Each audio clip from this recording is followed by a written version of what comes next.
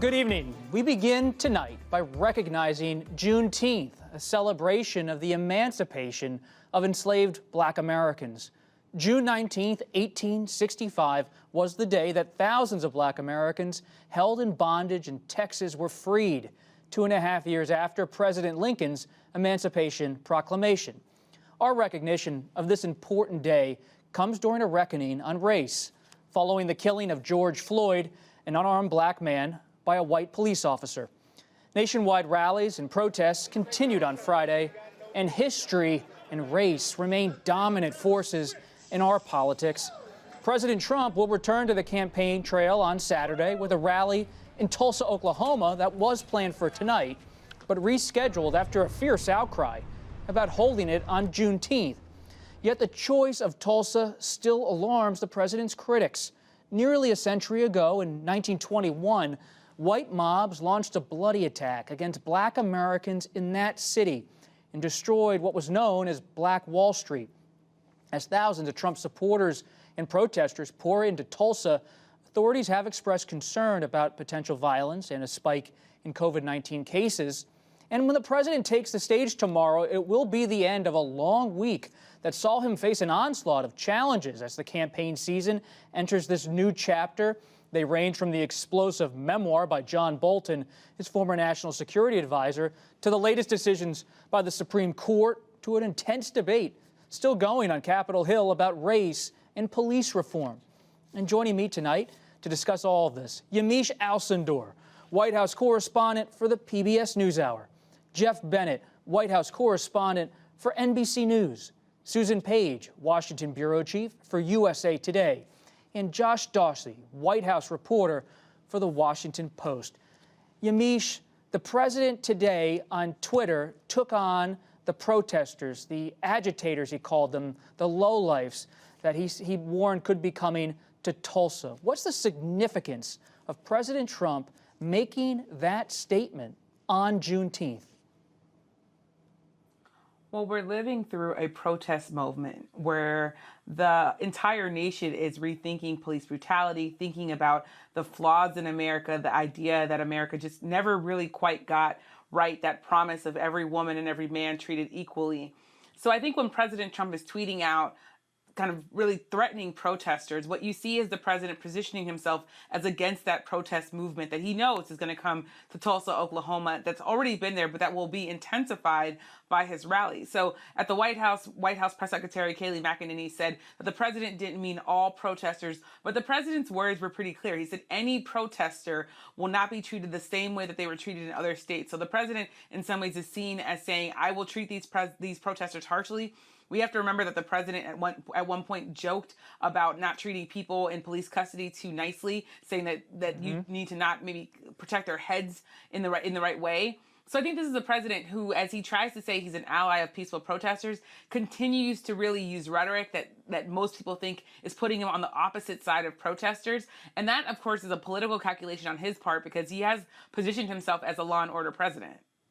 Susan, could this be another Lafayette Square moment?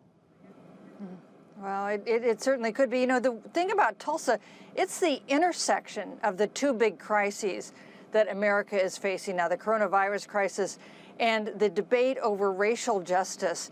And it's in both of these cases, it seems to me the president is on the wrong side of where most Americans are at the moment. So, yes, I think this looms as a very important moment, especially if there are crackdowns on protesters, as the president has threatened. Susan, just to follow up on that, USA Today has done a lot of polling about where the country is on race, on these protests. What have you learned from the data?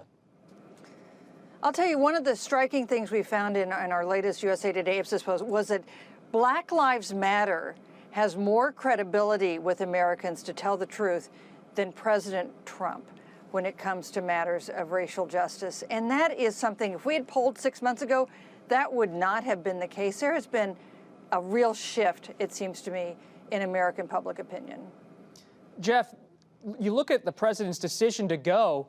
You had reporting today at NBC News that his own health advisors were telling him not to go. What have you learned? That's right. Dr. Fauci and Dr. Deborah Birx, the two leaders of the White House Coronavirus Task Force, advised him against holding a rally in Tulsa, which will bring together some 19,000 people in a confined space for roughly 2 hours. That tends to be about how long Trump rallies tend to go. But the president is intent on having this rally and giving the American public and his supporters the appearance that he is in control, the coronavirus is in retreat, and that everything in this country is back to normal, even though we know that in Oklahoma and in other states, coronavirus is hitting record highs, and there are, of course, millions of people out of work. But you have public health officials at the state, local, and federal level who are seriously concerned that this rally could be a super spreader. And this is not just a one-off. This is the beginning of many Trump rallies to come, many huge Trump rallies to come, Bob.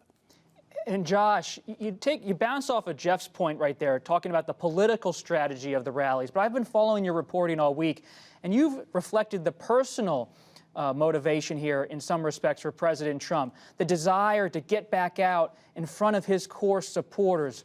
Tell me about that.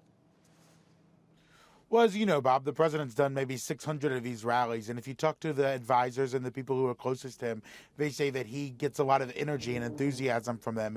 He feels like it's how he connects with his supporters. It feels like how he boosts his poll numbers. You have a president who's been largely cooped up in the White House for more than 100 days, who's been frustrated by all the protests on the streets. Many of them he sees as a repudiation of him, sees his critics out there gathering in large crowds, and he's ready to hit the road. He's also met with a team of his political advisors pretty constantly, looking at his numbers and finding that in a lot of these swing states, his numbers are far below Joe Biden, or at least somewhat below Joe Biden, and he's really ready to hit the campaign trail. And we have 136, 137 days until the election, and if you talk to the people around the president, they say, you know, it's time to reopen. He's got to get out. He's got to do these rallies. He's got to go out and find his supporters.